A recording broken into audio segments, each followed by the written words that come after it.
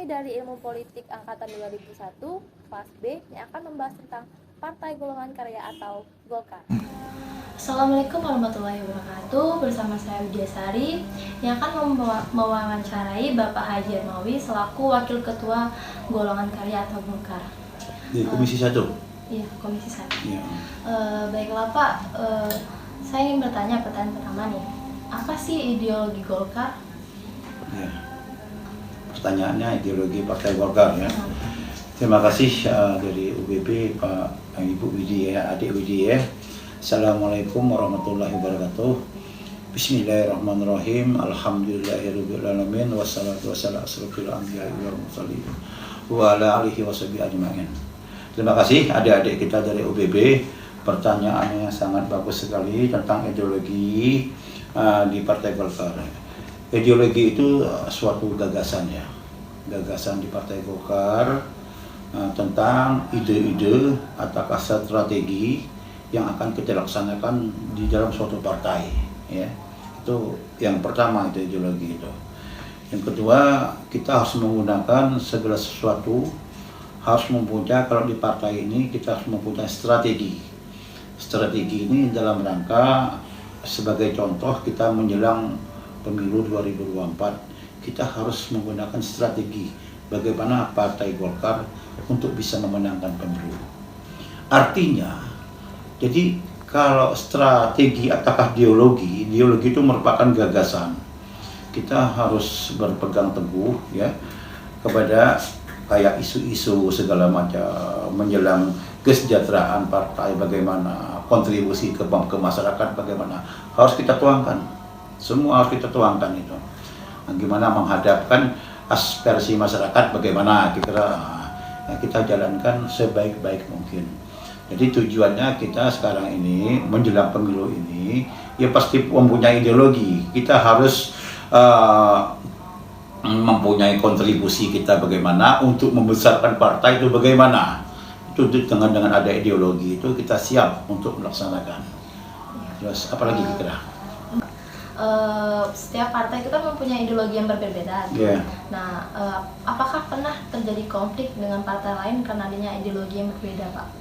Nah, mengenai ideologi tadi, ya gagasan ya, ideologinya. Setiap gagasan tadi, apakah dia partai berbeda dengan kita bajunya? Kalau hanya masalah yang tidak cocok tadi, duri-duri tetap ada. Tapi akhirnya tetap bersatu, gitu, tetap bersatu. Ya tidak heran lagi kalau dalam partai itu persaingan tidak sehat, tidak heran. Saling sifatnya kalau partai saling menjatuhkan. Saling menjatuhkan artinya misalnya ya pola berpikirnya berbeda-beda, pola pikirnya sangat berbeda-beda pola pikir. Jadi saling menjatuhkan, tidak heran dalam dinamika politik memang begitu dinamika politiknya. Kita ambil contoh sekarang ini dengan pemilu 2024 ini, siap yang partai ini berkoalisi dengan partai ini dengan berkoalisi dengan ini, makanya saling menjatuhkan. Akhirnya ketemu di titik, akhirnya bersatu dia. Tetap bersatu karena kita akan mendiri bangsa ini mau dibawa kemana itu kira-kira. Kalau ada memang benar-benar kira-kira tokohnya memang disenangi oleh rakyat ini, inilah sudah ada garis tangannya untuk jadi pemimpin bangsa ini. Gitu. Terima kasih ya Pak. Ya. Perkenalkan, nama saya Rizky Saputra. Saya ingin menanyai Bapak tentang strategi Partai Golkar. Bagaimana strategi Partai Golkar untuk memperoleh dukungan dari masyarakat? Siapa namanya tadi? Rizky Saputra. Ya, terima kasih Rizky Saputra. Mengenai strategi Partai Golkar tadi, ya. Namanya strategi itu ibaratnya kita mau perang dia harus mempunyai prajurit ya, yang kira-kira yang kuat istilah. Ya, umpamanya strategi itu tadi kita ke depannya akan mengadakan pemilu 2024. Baik, kita ambil contoh untuk pemilu 2024. Biar bagaimanapun, umpamanya kalau Partai Golkar ini bisa memenangkan pemilu 2024 ini, otomatis kepala daerah, kepala negara, apakah pemilu, jadi dari atas, dari presiden, DPR RI, itu DPD, itu legislatifnya, DPD 1, DPD 2 sampai kabupaten tuh, kalau dimenangkan oleh Partai Golkar, kita menguasai semua itu dari atas sampai bawah. Jadi tinggal kita berkoalisi kira-kira yang mau bekerja sama dengan Partai Golkar. Kita tidak bisa berdiri sendiri, ya tetap bermitra, artinya berkoalisi. Misalnya umpama dengan sekarang ini kita baru-baru ini diundang oleh Erlangga, itu sekarang itu yang sudah ada ini Partai Golkar itu bermitra dengan PAN dan P3, berarti sudah 2 partai untuk mengusung Pak Erlangga untuk menjadi pimpinan. Kira-kira begitu untuk strateginya. Kalau strategi itu kita harus dari kesemuanya provinsi itu harus bersatu. Masing-masing daerah itu harus punya strategi perang juga. Tapi dengan catatan ya dari pusatnya harus mengasih ultimatum ke daerah-daerah berapa titik untuk se-Indonesianya, berapa titik dikasihnya ultimatum, kamu harus bergerak tentang ini. Harusnya kita kalau dalam pemilu tuh disuruhnya kerja keras untuk mencari supaya Partai Golkar itu dipercaya oleh masyarakat. Jadi jangan sekarang juga kita sudah mulai kampanye untuk berbuat untuk ke partai kita supaya partai yang besar istilahnya kira. Itu kira. Bagaimana cara Bapak untuk mengkampanye Partai Golkar ketika berinteraksi langsung dengan masyarakat? Ya, terima kasih. Pertanyaannya sangat bagus sekali itu. Kita Partai Golkar supaya hidup dan dipercaya oleh masyarakat, kita harus menggunakan leading sektor. Pertama dari masyarakat hal kecil, RT, RW, lurah, camat. Itu suatu ujung tombak pemerintahan ada di bawah dulu. Ya, kalau di bawah ujung tombak sudah ada, udah tetap kita bermain. Masukan dari RT ini misalnya kita kembali ya kerja keras, apakah gotong royong, apakah bagaimana itu, apakah kita ada ini gotong royong, apakah kita ada hajatan untuk kerjasama membangun rumah segala macam, jalan segala macam.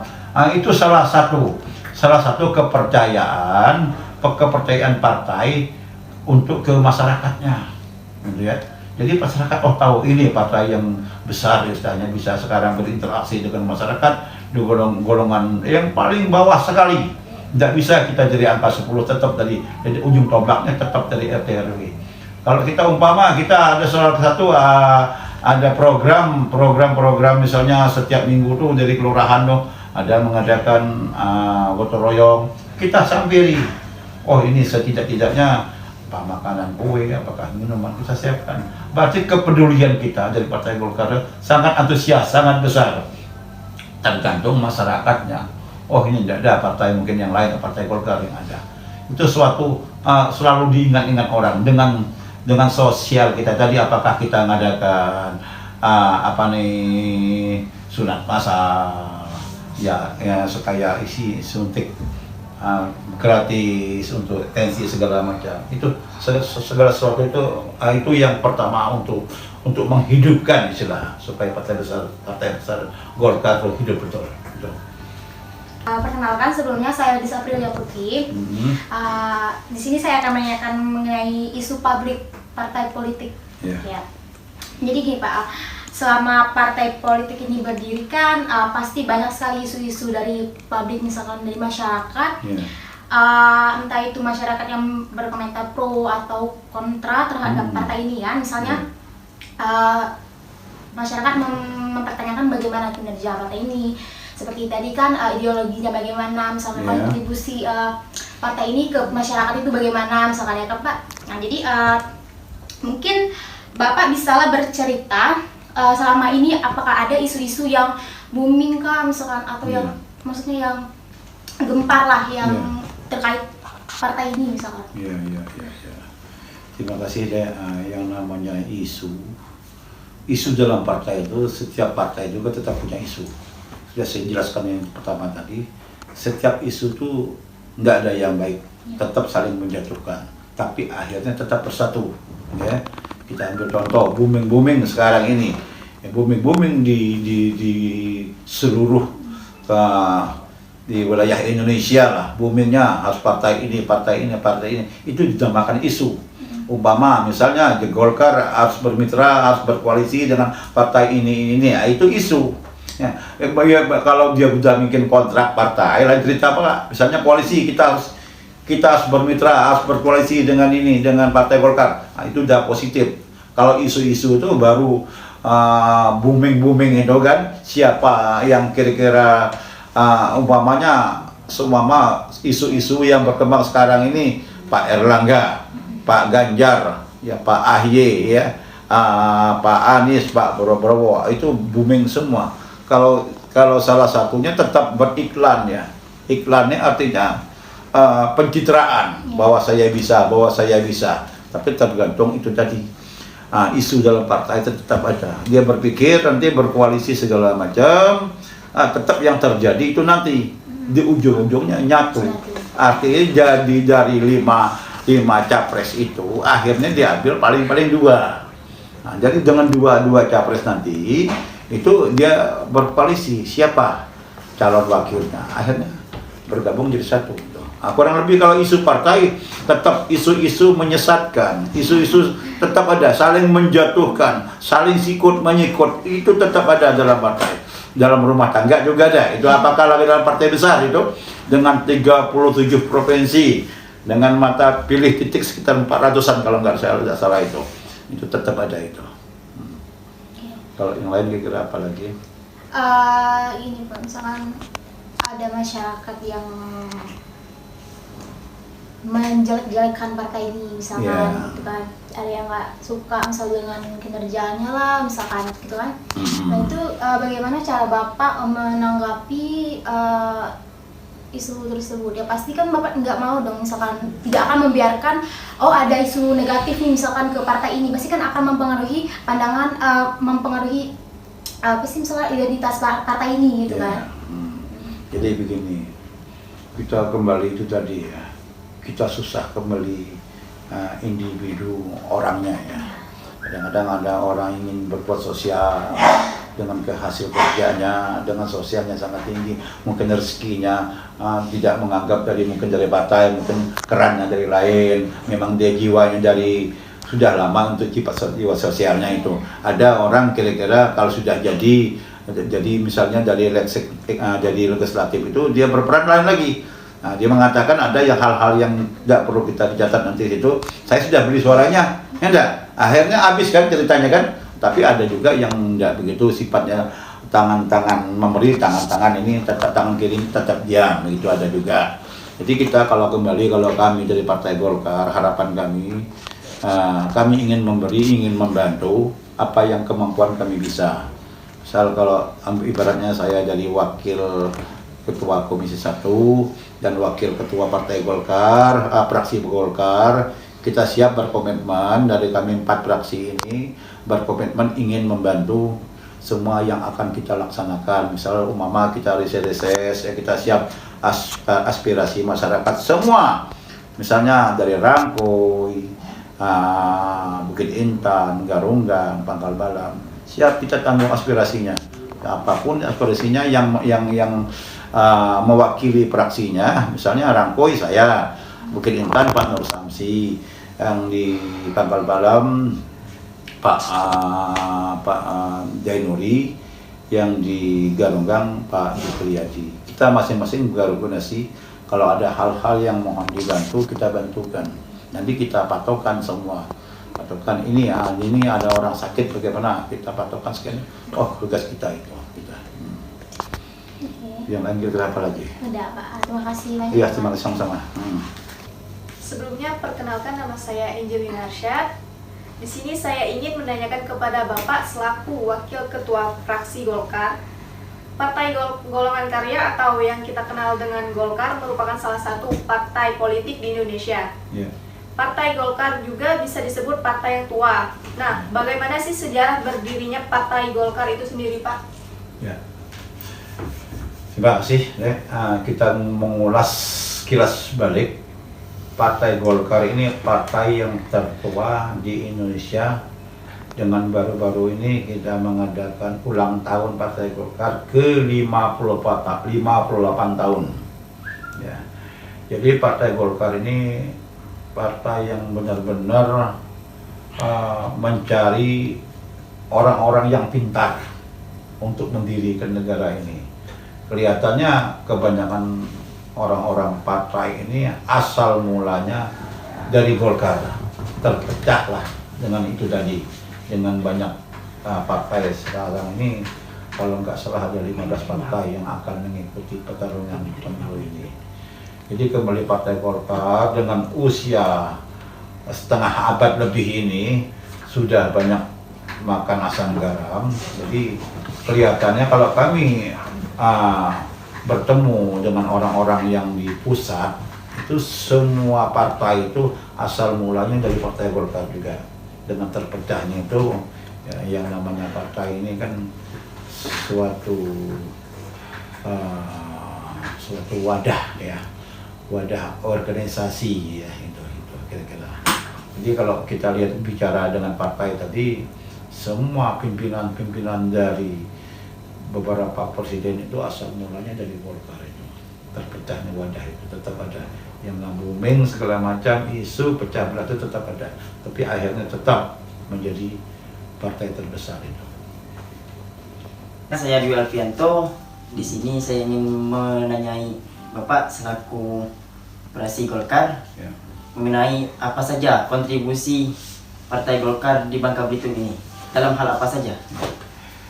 Di mana dinamakan kontribusi ini yang diberikan Partai Golkar, perumpamaannya kita harus berbuat ke masyarakat. Ya.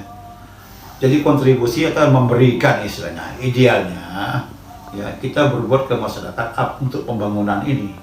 Ya, pertama untuk kontribusi kita di Partai Golkar ini partai besar ya. Nah, jadi namanya kontribusi, setiap di partai itu sifatnya sifat sosial. Sifat sosial ini artinya seperti kita dalam setahun beberapa kali kita mengadakan reses.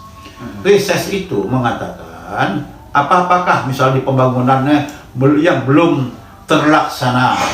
Jadi aspirasi masyarakat menjelaskan ke Partai Golkar siapapun dia untuk menjembataninya. Istilah umpama ada gorong-gorong yang rusak, ada rumah yang kira-kira yang tidak layak huni, ada kira-kira kehidupan seseorang itu memang tidak perlu dibantu. Itulah kontribusi, yang namanya kontribusi, memberikan kontribusi dari Partai Golkar tadi, membantu untuk menjembataninya kepada kita legislatif ke eksekutifnya. Artinya kita bermitra. Seumpama kita ada rumah yang tidak layak huni, ya kita bermitra dengan ini, dengan PU ya, itu Perkim segala macam itu ya. Nah, kita panggil, oh ini rumah tidak layak huni, ada nggak dananya dari sosial itu? Nah itu yang paling utama. Yang lain-lain seperti aspirasi mengajukan, oh Pak, jalan kami ini sudah tidak layak lagi, bikin digambar, kirimkan ke komisi kita. Oh ini ke Partai Golkar. Jadi kita bermitra antara legislatif dengan eksekutif. Kita selaku dewan ini itu sebagai pengawas di pemerintahan, sebagai pembuat perda. Itu kurang lebih.